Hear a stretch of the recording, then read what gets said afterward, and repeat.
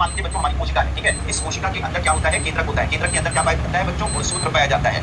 अब ये जो गुणसूत्र होता है, अच्छा एक चीज और बता दूं इसके अंदर, थोड़ा सा डीएनए के अंदर एक चीज और मैं आपको बता दूं कि ये जो आपका जो डीएनए होता है ना बच्चों, ये जो आपको डीएनए आपको दिखाई पड़ रहा है, इसमें जो एटीजीसी के जो सीक्वेंसेस हैं ये थोड़ी थोड़ी दूर में बदल जा रहे हैं, ठीक है। जैसे यहाँ पर एटीजीसी है, यहाँ पे एटीजीसी है, यहाँ पर सीक्वेंस जो है वो क्या हो गया है, एटीजीसी एटी है, यहाँ पर एटीजीसी एटी है। तो मतलब थोड़ी थोड़ी दूर पर ये नाइट्रोजनी जो क्षार समूहों का जो क्रम है ये थोड़ी थोड़ी दूर पर डीएनए में बदल जाता है, थोड़ी थोड़ी दूर पर ये डीएनए में बदल जाता है, थोड़ी थोड़ी दूर पर ये डीएनए में बदल जाता है, ठीक है। तो हमारे डीएनए के अंदर नाइट्रोजनी क्षार समूहों का ये जो क्रम है जो थोड़ी थोड़ी दूर में बदल जाता है, इसे ही हम लोग जानते हो क्या बोलते हैं बच्चों, इसे ही हम लोग जीन कहते हैं। क्या बोलते हैं बच्चों, जीन कहा जाता है। तो जीन क्या होता है, गुणसूत्र पर पाए जाने वाले जो डीएनए होते हैं उनके नाइट्रोजनी क्षार समूहों का क्रमों को हम लोग क्या बोलते हैं, जीन कहा जाता है। अब आप कहेंगे सर वो तो जेनेटिक कोड कहा जाता है। बच्चों जेनेटिक कोड, ये जो एटीजीसी का सीक्वेंस है ये जेनेटिक कोड है, लेकिन ये जो थोड़ी थोड़ी दूर में ये जो जेनेटिक कोड जो है ना वो थोड़ी थोड़ी दूर में बदल जा रहा है। यहाँ तक देखिए अलग है, यहाँ पर दूसरा अलग हो गया, यहाँ पर दूसरा अलग हो गया। तो जेनेटिक कोड का जो ये सीक्वेंस थोड़ी थोड़ी दूर पर बदल जा रहा है, इसे हम लोग जीन कहते हैं। तो ये जो एटीजीसी का सीक्वेंस है, एटीजीसी ये जेनेटिक कोड हो गया। अब यही जेनेटिक कोड जो है इनका जो क्रम है थोड़ी थोड़ी दूर पर बदल जा रहा है, यहाँ पर अलग हो गया, यहाँ पर अलग हो गया, यहाँ पर अलग हो गया। तो इसे हम लोग क्या बोलते हैं बच्चों, जीन कहते हैं। क्या बोलते हैं, जीन। तो गुणसूत्र या डीएनए पर पाए जाने वाले जो जेनेटिक कोड के क्रम होते हैं जो थोड़ी थोड़ी दूर पर बदल जाते हैं, उन्हें हम लोग क्या बोलते हैं, जीन कहते हैं मेरे प्यारे बच्चों। जीन की अगर बात की जाए तो इंसानों के अंदर लगभग 20,000 जीन, लगभग 20,000 जीन पाए जाते हैं। कितने जीन पाए जाते हैं, लगभग 20,000 जीन एक मनुष्य की एक कोशिका के अंदर पाए जाते हैं। कितने जीन पाए जाते हैं, 20,000 जीन जो है वो पाए जाते हैं। तो सर ये जीन करते क्या है, नाइट्रोजनी क्षार समूहों का ये जो क्रम है इसे क्या कहा जाता है, इसे जीन कहा जाता है। यानी जेनेटिक कोड का ये जो क्रम है तो थोड़ी थोड़ी दूर पर बदल जा रहा है, इसे जीन कहते हैं, ठीक है। तो ये जीन कितने पाए जाते हैं मनुष्य के अंदर, तो मनुष्य के अंदर इन जीनों की संख्या लगभग 20,000 पाई जाती है, लगभग 20,000 पाई जाती है। तो सर ये करते क्या है, इसे थोड़ा सा हम लोग समझते हैं। तो मैंने आपको क्या बताया बच्चों कि हमारा कोशिका है, कोशिका के अंदर केंद्रक है, केंद्रक के अंदर गुणसूत्र है, और गुणसूत्र के अंदर मैंने क्या बताया, छोटे छोटे सीक्वेंसेस पाए जाते हैं डीएनए के, जिसे हम लोग जीन कहते हैं। क्या बोलते हैं बच्चों, जीन कहते हैं। अब जीन करता क्या है बच्चों, तो जीन का काम क्या होता है, आरएनए जीन बॉस होता है। हमारे शरीर के अंदर कोशिकाओं के अंदर जो केंद्रक होता है, उस केंद्रक के अंदर जो डीएनए पाया जाता है, उसमें जो जीन पाया जाता है वो समझ लीजिए बॉस है सब चीजों का, ठीक है। हमारे शरीर में जो कुछ भी बनता है, जो भी चीजें निर्माण होती है, उसको बनाने का काम, उनको इंस्ट्रक्शन देने का काम कौन करता है, जीन करता है। तो समझ लीजिए हमारे गुणसूत्रों में पाया जाने वाला ये जो जीन होता है ये क्या करता है, हमारे जो आरएनए होते हैं उनको आदेश देता है। आरएनए को क्या देता है बच्चों, आदेश देता है, उनको निर्देश देता है, ठीक है। तो जीन का काम क्या होता है बच्चों, हमारे शरीर में आरएनए को निर्देश देना, और जब आरएनए को निर्देश दिया जाता है तो आरएनए क्या करता है, हमारे शरीर में उसी निर्देशानुसार हमारे शरीर में प्रोटीन का निर्माण करता है, ठीक है, प्रोटीन बनाता है, ठीक है। प्रोटीन का निर्माण कौन करता है बच्चों, आरएनए करते हैं। और प्रोटीन जो बनती है हमारे शरीर के अंदर, यही प्रोटीन हमारे शरीर के अंदर हमारे जो भी आनुवंशिक गुणधर्म होते हैं, हमारे शरीर के अंदर जो भी गुण होते हैं उनके लिए जिम्मेदार होती है। तो जो भी आनुवंशिक गुण है, याद रखिएगा बच्चों, हमारे शरीर के अंदर जितने भी आनुवंशिक गुण होते हैं उनके लिए जिम्मेदार होता है प्रोटीन। प्रोटीन का निर्माण कौन करता है, आरएनए, और आरएनए को निर्देश कौन देता है, जीन देता है कि कैसा प्रोटीन बनाना है। अब ये अनुवांशिक गुणधर्म की बात अगर की जाए बच्चों, तो अनुवांशिक गुणधर्म की अगर बात की जाए तो जैसे ये बाल है बच्चों, ये भी अनुवांशिक गुण ही है। तो ये जो अनुवांशिक गुण हमारे जो बाल हैं ये भी क्या है बच्चों, ये जो बाल हैं ये भी अनुवांशिक गुण है। ये किससे बने हुए हैं, प्रोटीन से बने हुए हैं। हमारी जो मसल्स हैं वो भी अनुवांशिक गुण है, तो वो किससे बनी हुई है, प्रोटीन से बनी हुई है। हमारी आंखें किससे बनी हुई है, प्रोटीन से बनी हुई है। हमारे हार्मोन किससे बने हैं, प्रोटीन से बने। हमारे एंजाइम किससे बने हैं, प्रोटीन से बने हुए हैं। हमारे शरीर में नाखून किससे बने हैं, प्रोटीन से बने। यानी हमारे शरीर में हर एक चीज किससे बनी हुई है बच्चों, प्रोटीन से बनी हुई है, ठीक है। तो हमारे शरीर के जितने भी अनुवांशिक गुण हैं, हमारे बाल, नाक, कान, आंख, मसल्स, ठीक है, हार्मोन, एंजाइम, सब क्या कहलाते हैं बच्चों, अनुवांशिक गुण कहलाते हैं। ये बनते हैं प्रोटीन से। प्रोटीन का निर्माण कौन करता है, आरएनए करता है। आरएनए कैसा प्रोटीन का निर्माण करेगा, हमारे बाल, मान लीजिए ये बाल है, अनुवांशिक गुण है, तो बाल घुंघराले हो या स्ट्रेट हो, ये अनुवांशिक गुण हो गया। ये किस पर डिपेंड करता है, हमारे शरीर में वो प्रोटीन पर निर्भर करता है कि हमारे प्रोटीनों पर निर्भर करता है कि हमारे बाल जो है वो घुंघराले होंगे या स्ट्रेट होंगे। ये हमारे शरीर में बनने वाले विशेष प्रोटीन पर निर्भर करता है। और ये प्रोटीन कौन बनाता है, आरएनए बनाता है। आरएनए को निर्देश कौन देता है, जीन देता है। यानी जीन के निर्देशानुसार आरएनए वो प्रोटीन बनाता है जो हमारे शरीर में बनते हैं, और उस प्रोटीन की वजह से हमारे अनुवांशिक गुणधर्म जो है वो स्पष्ट होते हैं। तो मेरे घर बाल अगर घुंघराले हैं बच्चों, ध्यान दीजिएगा मेरे प्यारे बच्चों, अगर हमारे बाल जो घुंघराले हैं, ये हमारे बाल जो घुंघराले हैं, ये बाल अगर घुंघराले इसलिए हैं क्योंकि एक विशेष प्रोटीन मेरे बालों में पाया जा रहा है, जिसकी वजह से ये बाल घुंघराले हो गए। लेकिन ये प्रोटीन बना कौन रहा है, आरएनए बना रहा है। और ये प्रोटीन बनाना है, ठीक है, ये कौन निर्देश दे रहा है, ये कौन दे रहा है, ये हमारे जो है वो जीन दे रहे हैं। अब आप कहेंगे सर ये जीन फिर कहां से दे रहे हैं निर्देश, ध्यान से देखिएगा, रुक जाइएगा, बिल्कुल टाइपिंग रोक के समझिएगा। अब ये जीन कहां से आए बच्चों, तो याद रखिएगा बच्चों, ये जीन जो है वो गुणसूत्र में मौजूद है। और ये गुणसूत्र में आपके पास जोड़े में गुणसूत्र मौजूद है ना, यानी कि 2 गुणसूत्र मौजूद है ना। इसमें एक गुणसूत्र जानते हो कहां से आया है, एक गुणसूत्र आया है पिताजी से, यानी कि पिताजी से, यानी कि जो हमारे पिताजी थे उन्होंने अपने स्पर्म के जरिए, ठीक है, जब हमारा जन्म हुआ तो जन्म से पहले, ठीक है, जन्म से पहले अपना जो स्पर्म था, अपने जो शुक्राणु थे, उनमें से 23 गुणसूत्र मौजूद थे। यानी जो शुक्राणु होता है बच्चों, याद रखिएगा, शुक्राणु में कितने गुणसूत्र मौजूद होते हैं? 23 गुणसूत्र मौजूद होते हैं। तो ये 23 गुणसूत्र वाला उनके पास शुक्राणु था। और फिर माता जी के पास, हम लोगों की माता जी के पास जो है उनके अंडाणु थे, ठीक है, समझिएगा बच्चों, उनके अंडाणु थे। और ये जो अंडाणु था, यानी एक सेल जो उनके अंदर थी, उसमें 23 गुणसूत्र थे। तो ये जो पिताजी की तरफ से जो शुक्राणु आया और माता जी की तरफ से जो अंडाणु आया, तो 23 गुणसूत्र पिताजी के शुक्राणु से आए और 23 गुणसूत्र माता जी के अंडाणु से आए, और 23 मिलकर टोटल कितने हो गए बच्चों? ये 46 हो गए। तो ये जो 46 गुणसूत्र हमारे अंदर मौजूद है, या उन पर जो जीन मौजूद है, वो असल में कहां से आ रहे हैं? हमारे पिता और हमारे माता की तरफ से आ रहे हैं। अब आपको पूरी जेनेटिक समझ में आ रही होगी। तो अगर माता और पिताजी के घुंघराले बाल हैं, तो डेफिनेटली आपके अंदर घुंघराले बालों वाले जीन आएंगे। और अगर घुंघराले बालों वाले जीन आए, तो घुंघराले बालों वाले जीन निर्देशित करेंगे आरएनए को कि तुम वैसा प्रोटीन बनाओ जैसे इसके माता और पिता का है। तो डेफिनेटली आरएनए जो है वो उस तरीके का प्रोटीन बनाएगा जो घुंघराले बालों वाला होगा। और फाइनली हमारे अंदर जो आनुवंशिक गुण आएंगे वो वैसे ही आएंगे जैसे कि हमारे माता और पिता के थे। तो इसका मतलब मेरे प्यारे बच्चों, अब यहाँ पर बात बिल्कुल क्लियर हो रही होगी कि असल में मामला यहाँ पर होता है कि असल में कुछ गुण हम अपने माता से लेते हैं, कुछ गुण हमारा अपने पिता से लेते हैं, कुछ गुण हम अपने माता के पूर्वजों से लेते हैं, कुछ गुण अपने पिता के पूर्वजों से लेते हैं। वो कैसे आ रहा है? वो असल में ये इसी तरीके से निकल कर आ रहा है। मामले समझ रहे हैं? मतलब यहाँ पर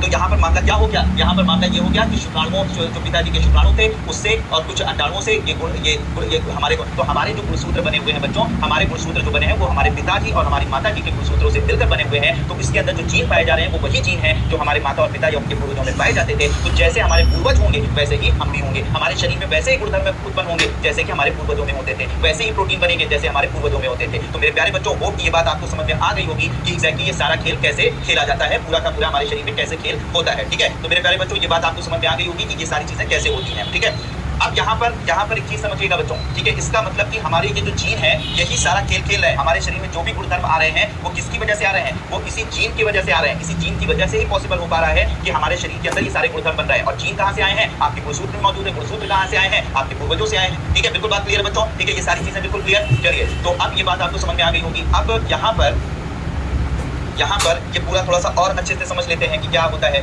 तो ऐसे नहीं होता है कि बिल्कुल ऐसे सीधे सीधे मामला चलता है।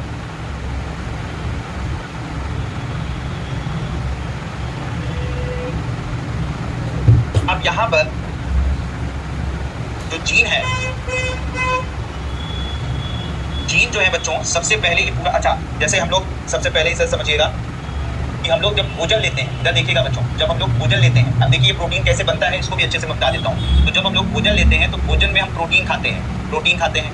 अब भोजन में जब हम लोग प्रोटीन खाते हैं बच्चों, ध्यान से देखिएगा, तो जब भोजन में हम लोग प्रोटीन खाते हैं, जैसे कि प्रोटीन सभी ने, जैसे हमारी दाल होती है, ठीक है, हमारे अंडे होते हैं, ठीक है, इस तरीके से हमारा जो यानी उसका पाचन होता है, ध्यान से देखिएगा, उसमें उसका पाचन होता है। और जब इस प्रोटीन का पाचन होता है तो ये बदल जाता है अमीनो अम्ल में। ठीक है, किसमें बदल जाता है? कि अमीनो अम्ल में बदल जाता है। और ये जो अमीनो अम्ल होते हैं यही हमारे ब्लड में मिलकर हमारी कोशिका में पहुंचते हैं। तो ये जो अमीनो अम्ल होते हैं ये हमारी कोशिका में मौजूद होते हैं। ये अमीनो अम्ल कहाँ से आए हैं मेरे प्यारे बच्चों? ये अमीनो अम्ल हमने जो भोजन किया था उस भोजन में जो प्रोटीन मौजूद थी उसके पाचन से अमीनो अम्ल बने, और ये अमीनो अम्ल हमारी कहाँ पर आए? हमारी कोशिका में आए। ठीक है, कोशिका में आए। अब यहाँ पर जो जीन होता है बच्चों, जीन क्या करता है? जीन सबसे पहले क्या करता है? mRNA, यानी कि जो मैसेंजर आरएनए आपने पढ़ा था ना, mRNA, तो इस mRNA को निर्देशित करता है कि तुम किस तरीके का प्रोटीन बनाओ। ठीक है, तो जीन सबसे पहले निर्देश किसको देता है? mRNA को निर्देश देता है। और ये mRNA को निर्देश देता है। अब ये जो mRNA के चारों तरफ जो है वो mRNA के चारों तरफ, सॉरी, ये आपके न्यूक्लियस के चारों तरफ पाया जाता है राइबोसोम, और इसी राइबोसोम के अंदर मौजूद होता है RNA, राइबोसोमल RNA। तो ये जो आपको राइबोसोम मैंने बताया था ना, कि केंद्र के चारों तरफ पाया जाता है राइबोसोम, तो राइबोसोम पाया जाता है। अभी जो राइबोसोम पाया जाता है बच्चों, इसी राइबोसोम के अंदर पाया जाता है राइबोसोमल RNA। ठीक है, राइबोसोमल RNA को हमारे जो साइटोप्लाज्म होता है इसमें पाया जाता है tRNA। ठीक है, ट्रांसफर RNA, तो तीनों RNA अलग-अलग जगह पाए जाते हैं। mRNA कहाँ पाया जाता है? केंद्र के अंदर, और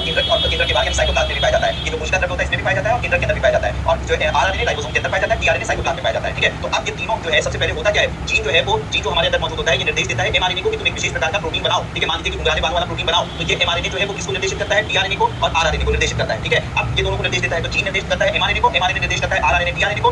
tRNA क्या करता है? ये जो अमीनो अम्ल आया है ना, ये कच्चा माल है, प्रोटीन नए टाइप के प्रोटीन बनाने का कच्चा माल कौन होता है? अमीनो अम्ल होता है। अमीनो अम्ल कहाँ से आया? हमारे भोजन से आया है। तो ये जो tRNA होता है ये अमीनो अम्ल को लाकर RNA को प्रोवाइड कर देता है। ठीक है, कि भैया इस जीन ने कहा है मान लो घुंघराले बालों वाला प्रोटीन चाहिए, तो घुंघराले बालों वाला प्रोटीन चाहिए, mRNA को निर्देश दिया गया, mRNA ने इस निर्देश को tRNA को पहुंचाया कि भैया कच्चा माल लाकर इसको दे दो, कच्चा माल लाकर दे दो हमारे RNA को, जिससे कि ये वो प्रोटीन बनाए जो घुंघराले बालों वाला है। तो फाइनली क्या है? tRNA जो अमीनो अम्ल हमारे भोजन से आया है उस अमीनो अम्ल को लाकर RNA को प्रोवाइड कर देता है, और फिर RNA क्या करता है? उन अमीनो अम्लों की मदद से क्या बना देता है? वो जोड़कर क्या बना देता है? घुंघराले बालों वाला प्रोटीन का निर्माण कर देता है। तो मतलब यहाँ पर ये हो गया बच्चों, ध्यान से देखिएगा कि जीन का काम होता है, ये बॉस है, ये आदेश देता है, ये सिर्फ आदेश देता है कि सुनो जाकर ये काम कर दो, ये प्रोटीन बना दो। mRNA कॉन्ट्रैक्ट लेता है कि चलो ठीक है भैया हम ये प्रोटीन बनवा के दिखाते हैं, बॉस आपने आदेश दे दिया, ये प्रोटीन बनवा, यानी कि जैसे आपके घर के कॉन्ट्रैक्ट लिए जाते हैं ना, मतलब जैसे वो ठेकेदार होता है, कहता है ठीक है भाई हम इस तरह से बिल्डिंग बना के दे देंगे, ठीक कहता है भैया ये बिल्डिंग बना के दो, ये कहता है ठीक है सर हम बिल्डिंग बना के दे देंगे। RNA क्या हो जाता है? मान लो मिस्त्री हो जाता है, मिस्त्री की तरह से काम करता है। ठीक है, ये कैसा हो जाता है? tRNA ये तरीके के मजदूर की तरह से काम करता है। ठीक है, तो मतलब ये हो गया ठेकेदार।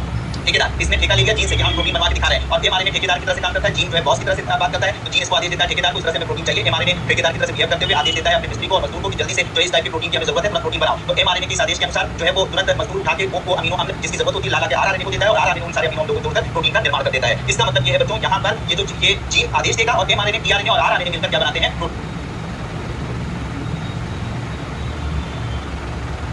का निर्माण करते हैं। एमआरएनए का काम होता है निर्देश देना, टीआरएनए आरआरएनए को, आरआरएनए का काम होता है मिस्त्री जैसा प्रोटीन को अमीनो अम्लों को जैसा प्रोटीन को अमीनो अम्लों को जोड़कर प्रोटीन बनाता है, और टीआरएनए का काम होता है लाके कच्चा माल देना, जिसको प्रोवाइड करना, जैसे मजदूर ला के देता जाता है ईंटा गारा, और फिर उसके बाद आरआरएनए क्या करता है उस ईंटे गारे की मदद से वो प्रोटीन बना देता है। तो यहाँ पर खेल होता है। तो यहाँ पर बच्चों एक चीज होती है, सबसे पहले आपने क्या देखा, पहला स्टेप क्या देखा किसी प्रोटीन के निर्माण में, जीन ने आदेश दिया, इसको बच्चों एमआरएनए को आदेश दिया या नहीं दिया। देखो यहाँ पर इस स्टेप में पहले स्टेप में जीन ने एमआरएनए को आदेश दिया, तो ये जो प्रोटीन निर्माण का ये जो पहला स्टेप होता है इसे बोलते हैं ट्रांसक्रिप्शन। क्या बोलते हैं बच्चों, इसे क्या कहा जाता है, ट्रांसक्रिप्शन के नाम से जाना जाता है। इसे किस नाम से जानते हैं बच्चों, ट्रांसक्रिप्शन कहते हैं। तो पहले स्टेप में यानी प्रोटीन के निर्माण या प्रोटीन संश्लेषण, ठीक है, ध्यान से समझिएगा बच्चों, प्रोटीन संश्लेषण की अगर बात की जाए या प्रोटीन के निर्माण की बात की जाए तो उसमें पहला स्टेप होता है जिसमें जीन एमआरएनए को आदेश देता है कि इस टाइप का प्रोटीन बनाना है, तो इसे बोलते हैं ट्रांसक्रिप्शन कहा जाता है। और दूसरा जो स्टेप आपने देखा जिसमें आरआरएनए टीआरएनए और एमआरएनए मिलकर, ठीक है, प्रोटीन का निर्माण कर रहे हैं, यानी सारे आरएनए मिलकर प्रोटीन का निर्माण कर रहे हैं अमीनो अम्ल की मदद से, इसे बोला जाता है बच्चों ट्रांसलेशन कहा जाता है। इसे क्या बोला जाता है, ट्रांसलेशन कहा जाता है। तो इसे किस नाम से जाना जाता है बच्चों, ट्रांसलेशन के नाम से जाना जाता है, और इसे ट्रांसक्रिप्शन के नाम से जाना जाता है। तो ये ट्रांसक्रिप्शन ट्रांसलेशन आप लोगों ने बहुत सुना होगा अगर बायोलॉजी के स्टूडेंट होंगे, ठीक है, लेकिन अक्सर समझ में नहीं आता, लेकिन मुझे लगता है बिल्कुल आसान भाषा में मैंने जो नॉन साइंस स्टूडेंट है वो भी समझ गया होगा कि ट्रांसक्रिप्शन क्या होता है, ट्रांसलेशन क्या होता है। इस पर क्वेश्चन पूछा गया इसलिए मैंने इसको डिस्क्राइब कर दिया, ठीक है। तो याद रखिएगा, मान लीजिए कि आपके शरीर में इंसुलिन नाम की प्रोटीन बननी है, इंसुलिन नाम का हार्मोन बनना है, तो जीन क्या करेगा, इंसुलिन जीन जो होगा वो आदेश देगा कि एमआरएनए को इंसुलिन नाम का हार्मोन बनाओ। तो फिर इंसुलिन क्या है, एक प्रोटीन है, तो एमआरएनए का आदेश देगा टीआरएनए आरआरएनए को कि इन अमीनो अम्लों की मदद से इंसुलिन नाम का प्रोटीन बना दो। तो फिर क्या करेंगे, ये टीआरएनए लाला जो अमीनो अम्लों को आरआरएनए को देता जाएगा, आरआरएनए को जोड़कर वो इंसुलिन नाम का प्रोटीन बना देगा। आपकी बालों का प्रोटीन हो, चाहे आपके जो है वो हार्मोन का प्रोटीन हो, एंजाइम का प्रोटीन हो, आपकी बॉडी में जो है नाखून का प्रोटीन हो, कोई भी प्रोटीन बनेगा तो इसी प्रक्रिया के द्वारा बनेगा, जिनमें से पहली प्रक्रिया जो प्रोटीन संश्लेषण में होगी, जीन एमआरएनए को आदेश देगा, ट्रांसक्रिप्शन होगा, और आरएनए प्रोटीन बनाएंगे मिलकर उसे ट्रांसलेशन के नाम से जाना जाएगा, ठीक है। तो ट्रांसक्रिप्शन और ट्रांसलेशन मिलकर जो है वो क्या करते हैं बच्चों, ट्रांसक्रिप्शन और ट्रांसलेशन मिलकर जो है वो दोनों प्रक्रियाएं मिलकर जो है प्रोटीन का निर्माण करती है। तो इसका मतलब क्या सर, सभी प्रोटीन के निर्माण के लिए अलग अलग जीन होते हैं? हाँ बेटा, हमारे शरीर में 20,000 जीन होते हैं। 20,000 जीन में कोई इंसुलिन प्रोटीन बनाएगा, कोई जो है थायराइड प्रोटीन बनाएगा, कोई जो है बाल के प्रोटीन बनाएगा, कोई जो है स्किन के प्रोटीन बनाएगा, कोई स्किन के कलर के प्रोटीन बनाएगा। तो अलग अलग जीन अलग अलग टाइप के प्रोटीन का निर्माण करवाते हैं और अलग अलग आदेश देते हैं और अलग अलग टाइप के प्रोटीन का निर्माण होता है, ठीक है।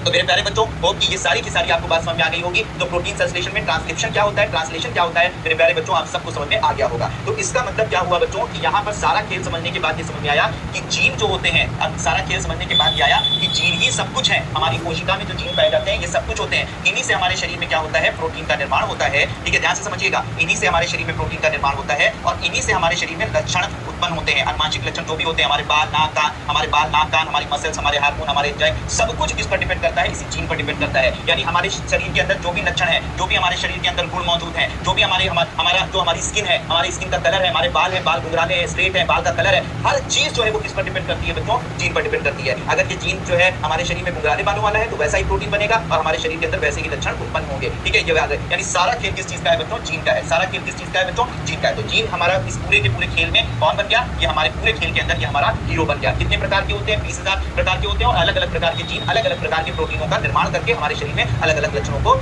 जो है बहुत बढ़िया, ठीक है, अलग अलग लक्षणों को भी व्यक्त करते हैं। तो यहाँ पे लिख रहे हैं फातिमा की सर आपने 8 स्टूडेंट को भी टॉपर बना दिया, ठीक है, थैंक यू सो मच बच्चों, आपका ये प्यार। तो समझ में आ गया जीन क्या है, जीन का सारा खेल समझ में आ गया। हमारे शरीर में अच्छा एक और चीज बता दूं बच्चों कि जितने भी संपूर्ण जीन हमारे शरीर के अंदर जितने भी जीन पाए जाएंगे, ठीक है, ऑल जीन्स, ठीक है, जितने भी जीन्स पाए जाएंगे इन्हीं को हम लोग क्या बोलते हैं बच्चों, इन्हीं को हम लोग बोलते हैं जीनोम कहते हैं। क्या बोलते हैं, इन्हीं को हम लोग क्या बोलते हैं, जीनोम। तो हमारे शरीर में पाए जाने वाले सभी जीनों को कलेक्टिवली, ठीक है, कलेक्टिवली किस नाम से जाना जाता है, जीनोम के नाम से जाना जाता है। यानी सभी जीनों को एक साथ मिला दिया जाए तो उसे हम लोग क्या बोलते हैं बच्चों, उसे हम लोग जीनोम के समझने और जानने के लिए, ठीक है, उसको अंडरस्टैंड करने के लिए, उसको समझने के लिए एक प्रोजेक्ट शुरू किया गया जिसका नाम था बच्चों ह्यूमन जीनोम प्रोजेक्ट, ठीक है, ह्यूमन जीनोम प्रोजेक्ट, मानव जीनोम परियोजना, ह्यूमन जीनोम प्रोजेक्ट, ठीक है, जिसमें लगभग मनुष्य के 92% जीनों को समझ लिया गया, ठीक है। ये कब शुरू की गई मानव जीनोम परियोजना, 1990 से 2000 जीनों को हमने समझ लिया। और दूसरा प्रोजेक्ट जो है वो था टीलोमियर टू टीलोमियर कंसोर्टियम, ठीक है, क्या नाम दिया गया, टीलोमियर टू टीलोमियर कंसोर्टियम,